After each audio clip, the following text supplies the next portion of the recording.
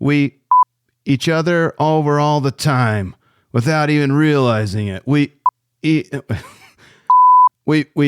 every living thing on this planet over and think it's be fine because we use paper straws and order free-range chicken.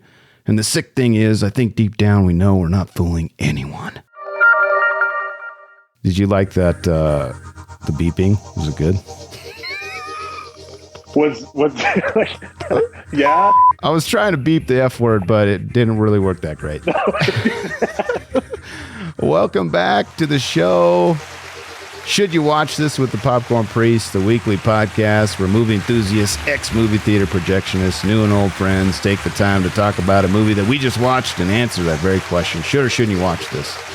I want to extend a warm welcome to the show, Mr. Sacklunch himself, back for part 2. Looking forward to this one, baby. It was tough. Week 1 was part 1. Last week was tough. Yeah, we had more laughs than I thought we would. Yes, I agree. I agree. And we had some somber takes. So go listen to that. If you've stumbled on this, listen to part 1 first. Yeah, good range. Yeah.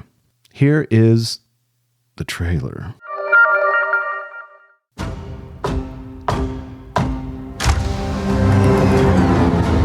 So sorry to bother you. You must be Amanda. Why did you come here? In my line of work, you have to understand the patterns that govern the world. They can help you see the future. And I knew something was coming. I don't understand. What do you mean? We are seeing ongoing cyber attacks across the country. The truth is much scarier. What is the truth?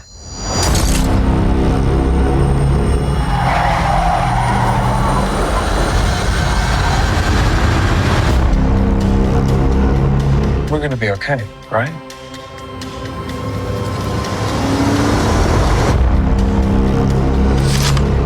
Aren't you the one who always said, if you're not paranoid by now, it's too late?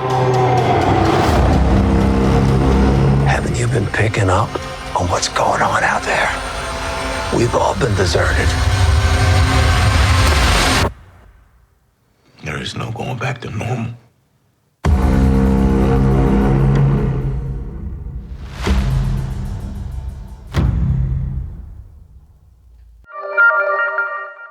You ready to just jump into popcorn trivia? With just one quick, I love the trailers of this movie. Oh my gosh, you're right. 1,000%. I'm so disappointed that it didn't translate. Bro, we're going to get into it. And by the way, this is spoiler zone for anyone who hasn't listened to the show.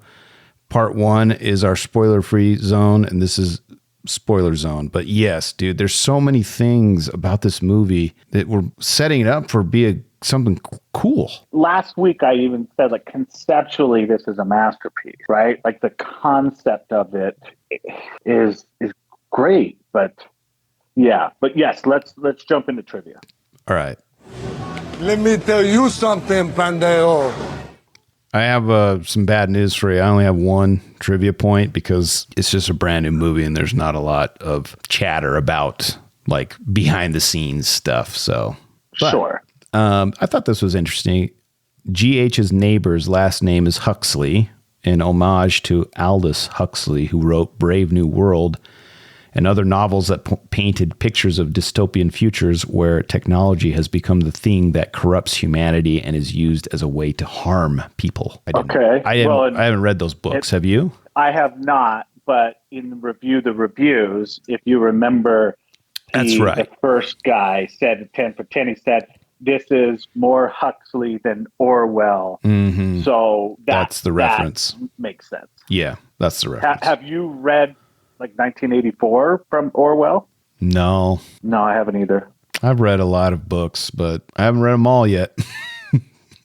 Yeah, I got you there. So yeah, I'm not surprised on the trivia part, but because I think that there's probably a lot more that can be said about like the self-driving cars and, some of those types of things. Mm-hmm. Like, do you think that it's actually possible to hack Teslas to that point? Well, you know what? That's a great segue. Where's the beef? Hey, where's the beef? Let's just jump right into beefs. There's so many beefs. Teslas. Like, I think you could probably hack them, but I don't know about like, why did the Teslas all go to the same place? Why are they all on the same road and why are they all white? Like, I know they're coming from the dealership per the movie, was what they explained it, but like, yeah, it was cool. I like the scene of them escaping was pretty cool. Agreed. But at the same time, I'm like, will this really happen like this? I could see like a rogue Tesla coming out, like as if they were driving down the road and they're at a crosswalk or whatever, and it hits a building or something. That would be cool, and you don't see anybody in the car. But like having them all drive to the expressway is weird. But you know why? Because they were like somebody hacked it and put them there to block the exit. Oh, okay. Okay, so it was nefarious. Correct. It was calculated, not just like a bug. Yeah, it was not random. Okay. Somebody hacked the Teslas and cut off means of. Yep. So everyone was stuck in New York, or were they New Jersey? Exactly. Well, they were in Long Island. Okay. So, which there's multiple ways to get off of Long Island, but I'll let you get your beefs out and then I'll go to mine. All right. I have a bunch. One is a trivia point, and this is going to, dude, this is going to make you angry. Well, maybe not. Okay. Maybe it won't. But it made me a little angry and a little sad. Denzel Washington was cast, but dropped out and was replaced by Mahershala Ali. Listen, not to take anything away from Mahershala's performance, because he was awesome. Like, awesome. Very good. Like, he was my favorite part of the movie. Agreed. But like, if Denzel was in that movie, man, just let him cook, dude. Let Denzel cook, bro. But wouldn't you agree the fact that it was a dog shit movie, that I'm glad that Denzel didn't do it? Well, the question is could he have elevated it? Yeah, I don't think so. Really? No. This movie was so lazy. It was ridiculous. All right. I think I would have enjoyed it more, but now I agree there. I would have enjoyed it slightly more, but at the end of the day, I still would have felt the same way. All right. Fair enough. All right. The rest of this is just popcorn priests. No trivia, nothing. It's just all me. Camera angles, like that guy said in the reviews last week, seemed like someone learned a new trick with the camera and then used it like 30 times. Yeah, it was awful. Less is more, my brother. Yes. Like the first time I saw it, I was like, whoa, that is really cool camera angle. And then I saw it like 13 more times. And I was like, okay, guy, I get it. And along those lines, as far as, along the lines of production, because I have a beat there, dude, the score was terrible. Yeah, it wasn't great. Most of the time, a score can really elevate a movie. The rest of the time, it can't ruin a movie.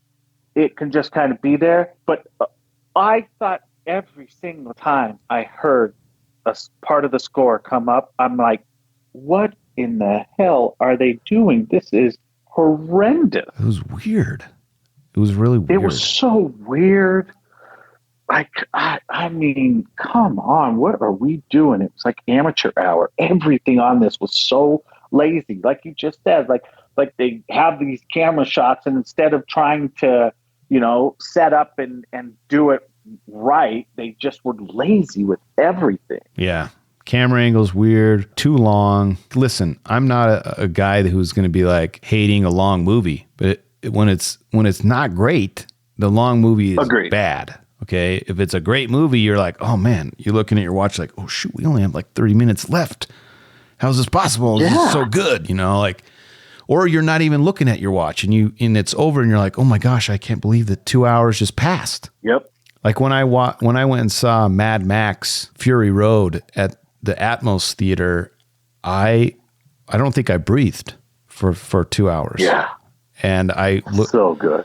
I was just like, man, can we get on that train again? Like this one was like, oh, it's too long. And we talked about this and review the reviews and we skirted around it. But for this type of movie, I needed more resolution. I'm not really sure why. Maybe you can help, but I just don't want to admit that this is probably what it'd be like. Actually, probably way worse. Sounds like a dream and like this particular movie. Like if I'm living in a beautiful home in the outskirts where, I've got food and water and electricity and I'm isolated. I mean, that sounds awesome. Like it didn't feel like the first episode of The Walking Dead where you're like, oh my gosh, this is terrifying. This is not good. This is not good. No, well, and I must have missed this, but I felt like I needed an explanation of the animals and the migratory patterns being disrupted. Like, what did it mean? Just that it happened? Yeah, okay. Whether it was maybe a plant exploding or something that caused the animals to change their migratory patterns. It was just very vague. Again, just lazy. And I didn't need it unless you're going to give me something that says, oh, wow, that would be crazy if that happened. But they don't do that. Yeah. It just so confusing. There was a moment where I thought there's a good chance where this deer is going to start talking. I'm waiting for it to just open its mouth and be like, hey, what's up, guys? What you doing? We don't know where to go. You know? Oh, you guys are here too? Oh. Is it cool if we chill in your backyard? Is your GPS working? Because mine's not. I mean, what are we doing? It was just, I didn't understand. And like, okay, so migratory patterns were disrupted, but all you're going to show me is deer and flamingos? Mm-hmm. What the hell are you doing? Like if migratory patterns were truly disrupted like that, you would still see predators coming out because they have to follow the migratory patterns. And so it's not as if just a couple animals get disrupted. It disrupts the entire circle of life. So just lazy. Well, and to be honest, like, I don't know how many times in my life I've looked up articles about why there's so many deer in a movie. I hope it's the last time, but what I read and gathered, and I can't get this time back in my life, but you looked it up. What the director was trying to do is, and it comes from the book a little bit more too, because this is based on a book, is that it's like a juxtaposition of the deer inherently come together when there's a crisis, and they to perpetuate the species. Like if we need to all come together, it's instinct. Yet humans in this instance, we're like segregating ourselves. We're actively trying to harm each other if we can't get what we need, and it's not this. We do the opposite. Is what they're trying to say, but it didn't really come across that way. But that's not accurate. But even that's not accurate. Like, we wouldn't have survived as the human race if we did come together when needed. So again, I understand that it's a juxtaposition, but that's a silly argument. Yeah. Let me hear the rest of your beefs. I've pulled up, as part of beefs, some like online articles that had some interesting things to say about the ending and what people were thinking and what social media was saying. So if you want, I can jump into that. I'm interested in that. Oh, okay. Well, let me just give you one more beef and then jump into that. Okay. Why did they have to throw two different elements in? The first, where she's like, do you F your students? Well, I bet you want to F me. Like, what? And then the world is ending and you think that's what, and then you speak to your father that way when telling him that you think that? Yeah. So that's part A to this. Part B is you take a woman who was clearly uncomfortable around them because they're black, give her 36 hours, and now all of a sudden she has a drink or two in her, starts dancing, and now is sexually attracted to the dude? What? It was weird. Why? Like, I liked how Mahershala's like acting and reaction to it was just like, I felt like he portrayed it way better than Julia Roberts, because he's like, listen, I think my wife's dead and I just needed some human interactions, some human comfort, like a hug. And I appreciate that you're here, and I realize that I'm married, but like I'm sad. And she was just like kind of drunk and like, I don't know, silly. Yeah. Like, I didn't like that scene either. I didn't need it. And there's so much wrong with this, and we could go on, but I'm genuinely interested in what kind of social media and what the commentary was like. All right. I've got 3 articles. I'm not going to read the entire article. I got excerpts. One is from slate.com. Says, the dissatisfaction with the endings of the book and the movie comes from the confusion of genre that comes with widespread distribution of a more challenging text. People may be reading the book looking for a thriller, or watching the movie expecting another Day After Tomorrow, which horrible movie, and not enjoying the ambiguity they find. The movie is something that is possessed by its audience. Not the director, but the author, Alum, said to Variety, and that respects the viewer, he says, enough not to provide closure, not to show the families together in the bunker at the very end. Viewers might expect an escape from reality, something as comforting in the end as a Long Island Getaway or another episode of Friends. No. Yeah. And then he says, but Leave the World Behind doesn't give it to us. Well, yeah, that's why people didn't like it. But I disagree. I don't need comfort. I need resolution to some degree. Yes. So no, and again, this is what pisses me off about like some of those reviews, and what the author is saying here is he's basically saying, or she's saying, hey, if you're not smart enough to get it, that's your fucking problem. Well, no. No. Like, there's a reason why there's books and there's movies. Books are meant to do what you're trying to do in this movie. Movies are meant to entertain. Books allow you your to imagination, give more context. Yeah. Absolutely. But guide your imagination with more context, because you have more time. A movie is meant to entertain. And so I think that they just completely missed the mark. Yeah. Some of the things people were saying, very stupid ending. No, why did they Leave the World Behind end like that? That Leave the World Behind movie sucked, because what the F was that ending? I just finished Leave the World Behind. That ending pissed me off. Yeah. So here's the reaction of the author. He says, Alum has since come out and defended the ending, though explaining that the whole point was that the story couldn't be wrapped up in a neat way, because funnily enough, that's not what tends to happen with apocalypse and global scale conflicts. When asked why he chose to finish the story without giving the audience closure on the fate of the characters, he told Variety, wouldn't that be so dissatisfying? It's a film that respects you as a viewer enough to not provide that. Come on, man. Come on. I mean, just the pretentiousness. Like this is somebody that pretends to like wine and art galleries. Like, yeah. Yeah.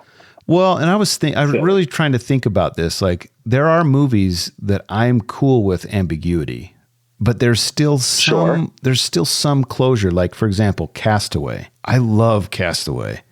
And I love that, like, he doesn't get back together with his wife. Spoiler alert. Like, I love that he, there is a chance that he might find love, but we're not really sure. And we can write that ending ourselves. But we do get some resolution. Like, he gets to go talk to his wife, and he has that closure with her. And we get that closure. And then he's able to, like, all right, well, what's next? And that's cool. I like that ambiguity. But this is not good. Because a good movie is going to give you multiple storylines, right? Like, this had multiple storylines. Yeah. The kid which when his teeth started falling out, I was like, this is a dream. Like, it's got to be a dream. That's exactly what I thought too. Yeah, I was like, this has got to be. And then it wasn't. And then it was like, man, this is so weird. But anyways, there's all these storylines. Okay, like the wife, she was on a flight. Mm-hmm. Like I just mentioned, the son gets sick. So they what about all of that, dude? What about the storyline of the weird, creeper cabin where there's a divot in the leaves where someone's been watching them? Like, absolutely. What about Danny, the neighbor, the doomsday prepper? What about the animals and the migratory patterns? And then there's this little girl with the storyline of the friends. And that's the one you give conclusion on and say that we did a service to the viewers. No, I'm okay using my imagination, but you have to answer some of the other storylines that you created. Correct. Dude, and she hears her mom calling her name. And the little girl's like, I'm good. I'm going to go discover this bunker. My mom might not come into the house and find me. I mean, I guess her bike's there. But still, it was so crazy. Do you think, and I hate to make this political, but you mentioned last week that the audience reviews were like 34%. Yes. Which is accurate. Yes. But the expert reviews, or whatever you call them, the critic reviews, were like 74%. 76, yeah, high. But did you see who was executive producers on this? Obama. Oh, the Obamas. Yeah, but I read about that too, because people were thinking, they were reading into it that like they knew something was coming, and so they wanted to be a part of this. They came in after the script was already written. I'm saying the critics gave it such a good review because the Obamas were associated with it. Crazy. Should we get into? This is a great segue into puzzles. I mean, we're kind of already talking about puzzles right now, anyway. Yeah. A sphincter says what? What? A sphincter says what? What? Exactly. All right, I only have 2 puzzles. I read about this and I obviously I don't care. I don't even know why I'm bringing it up. The picture of the waves in the upper bedroom changes during the movie. The tide is rising. Same applies for the black and white picture in the living room, which resembles a changing Rorschach picture. I did not pick up on that at all. It's funny. I picked up on the living room one. Oh, you did? Well, not specifically that it changed, but there was a part in it where I was like, whoa, wait a minute. I never noticed that painting before. So now all of a sudden it makes sense. But like, what a dumb, stupid Easter egg. Yeah. Come on, man. Like, they can't even do that. Yeah. Like, can't they do anything right in this fucking movie? This one I liked, and I don't know, I didn't know this, but so Kevin Bacon's character is very detailed prepper, right? He has a willow tree growing in his yard. Acetyl salicylic acid. Acetylsalicylic acid, which is in aspirin, is synthesized from willow bark. Really? Did you know that? I didn't know that. I want to get a willow tree now. Brother, I feel like I am going to ruin myself with doomsday prepping after this movie. Not because they motivated me in a positive way to do it, but because they're such a shit show that clearly the rest of the world is doomed. Yeah. Well, like, you can't even do this right. Like, yeah. Clearly we're fucked. Here's another thing. You got my boy Kevin Bacon, and you only have him in for a half a scene. Oh, he's so good in this, dude. Give me a break, dude. Give me some more bacon. Everyone loves bacon, dude. Oh, I love bacon. And can I just say, Ethan Hawke was really good too. Oh yeah. Everybody else was awful. We haven't got to Redemption, which that's my last puzzle. Do you have any other puzzles? We kind of talked about him in beefs. There's a lot of beefy puzzles. Peefs is like what we like to call them. Yeah. More like, I'm good. We can go to Redemption. Let's go to Redemption. I have Exercise the demons. So we kind of alluded to this. Obviously, redemption, for those who don't know, is where we talk about the things we liked in case a movie sucks. This is one of those times. Mahershala Ali, awesome. Ethan Hawke, So both of those guys, I could watch them. They're so good. They're so good. Now, I'm so sorry that I'm going to belabor a certain thing that happened last week. Dude, stop. Stop. Since you brought up Ethan Hawke, when he starts to feel the panic, when he leaves the Hispanic lady on the side of the road, like he's so good in that I feel so anxious when you can see his anxiety building because he can't communicate. There's a drone dropping pamphlets. There's all this stuff going on for him. And she's screaming and he just panics and goes, man. And he's so good. He's dude. so great. He's so good. Yeah. I mean, I think I'm legit might have turned it off if it weren't for those two guys in the film. I agree. 100%. Well, those three guys, because I think you would agree that every time you saw Bacon, you were like, "Yeah, oh yeah, Bacon, more. He's coming, yeah. He's coming." Yeah, I didn't get it nearly enough Bacon. I thought the house was dope. I loved just looking at the house. I just love beautiful homes and talking about the homes on Long Island are silly. Oh man. It was beautiful. You were talking about last week how the trailers were so cool, and like listening to them in my headphones, the audio mix is so great.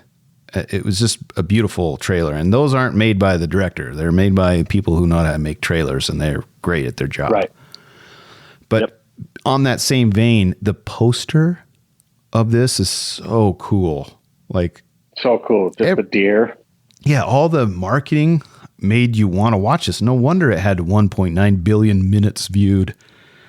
Because everyone was like, what is this? And then they're like, oh, it's hot garbage. Don't watch this. I agree. Those are the things I liked. Yeah. Oh, wait, one last thing. I loved the bunker. They show the bunker at the last couple minutes, and I was like, oh my gosh, this is what I want. I want to have this. This is what I need. That's why I'm saying, man, like I am going to go down rabbit hole after rabbit hole.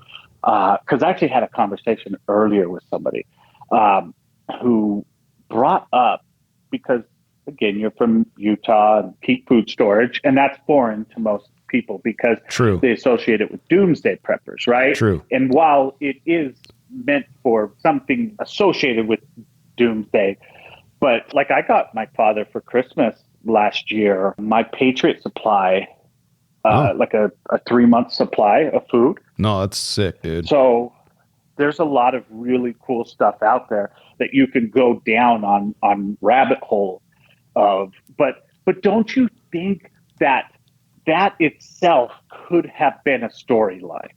Yeah. And they just missed it. They missed it altogether. Like they brought it up and they gave you at least conclusion that it was there, like Danny said. Yeah. But man, like the elements of a doomsday shelter are so fascinating to me. Yeah. When they show all the shots, I was like, wait, what is that? I know that's important. Is that a water purifier? Well, that's hydroponics over here with the vegetables and stuff. And then there's all this food. And you start going, wow, I didn't even think about that. That's brilliant. Of course you need that. Yeah. And you always see bunkers that are like, I could not live here for more than 6 days. This bunker is like beautiful and like luxurious, and I could hang out here for quite a while. Yeah, a couple of years for sure. And the Agreed. LED screens in the kitchen, so it looks like you're looking outside. Like a window. Yeah, so you don't feel like you're cooped up. So many really cool. I mean, the bunker, dope. Not worth watching the film to see the bunker, but it's very cool. Believe me. Let's get to our rating and close this. Let's leave this one behind. Okay. I'm giving it a small bucket. Small bucket. I wanted it to be a large, but it was not. So did I. And the worst thing is is like, the last pod you and I did, we kind of, I started going in thinking that it would be a small bucket. But as we explored the film, I realized that it was way better than it was. And this one, the entire time, I was like, man, this is a small bucket. Then another one, and I was like, man, I don't think that I would not even heat up my own popcorn for this movie if I had to watch it again. So I would say it's not even a small bucket. It's a handful of popcorn. So you're going like flaming. Do you think this is the worst of should you watch this history? Do you think that, like, has there ever been two small buckets? Yes. The reason why we have Popcorn Redemption is because of Macbeth. It's way back when the show wasn't as good as it is now, but we reviewed Macbeth. The episode's like 11 minutes long. We couldn't even talk about it. We're just like, this is the worst. Yeah, there's been others, but not many that are, everyone's like equally like, yeah, don't watch this. Yeah, this is my first I've been a part of that has two small buckets. But, I still, like, every bit of it is worth it to be a part of this and to go through all of this. Like, this is what makes the movie amazing, is that you and I just got to do 2 different episodes of talking about it, exploring it. So, from our point of view, and honestly, from the listener's point of view, you got to have this pod with it, and then it's worth a watch. Yeah. I mean, this is a PSA. We're doing a service. 100%. Correct. I want to leave you with this quote from The Observer. This is their review. This is the last thing I'm going to say and then go into my outro. There are moments in Leave the World Behind when the direction and the score are working so hard to sell the spookiness that the effort becomes laughable. No matter what bizarre angle we view them from, there's just no making these characters interesting. And I agree. So true. I agree. So true. That's it for this week, but I'm with you always. Look for me in the cloud at Popcorn Priest. I love movies and would love it if you would share the love. Share this with the movie lover in your life. Another way to show some love is by throwing some money at the priest. Visit patreon.com/Popcorn Priest and see what extra perks you can enjoy. And if you made it this far, go! Give us a 5-star review on Spotify or Apple Podcast. I command thee. Really helps us out. As always, thanks for listening, and thanks to my special guest, recurring guest, Mr. Sacklunch himself. Appreciate it, man. Absolute pleasure, brother. And again, congrats on 200 last week. Amazing episode. So for the listeners that haven't checked it out, get back to it because it's so good. Goonies podcast. Make it happen. Yeah, I appreciate that. And I love this. I'm excited to see what 300 will be. Yeah. And remember, when you watch movies, you can pop off, pop in, or pop out, but always bring the popcorn.